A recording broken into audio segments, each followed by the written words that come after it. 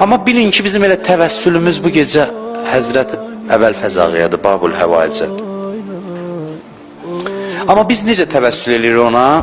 Biz onun çox istədiyi yetim uşaqlarla onun qapısına gedirik bu gecə.